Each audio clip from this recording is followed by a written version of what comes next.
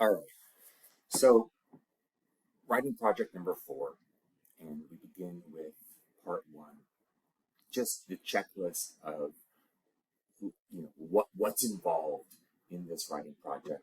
In module 4, we have a page here in Canvas in module 4 that invites you to explore the module from the high level and see what's involved and just see the steps so that you can kind of conceptualize the module as a series of steps. That's the whole idea of a writing project, a series of steps.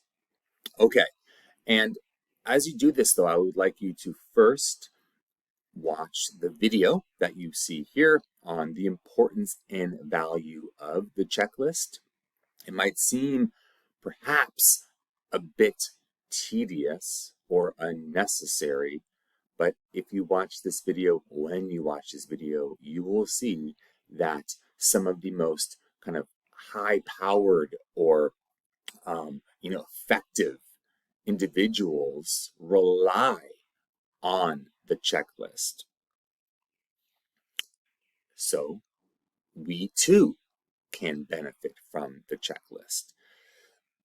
When you're done, shoot me a little 1-sentence post here in Canvas that lets me know you're good to go.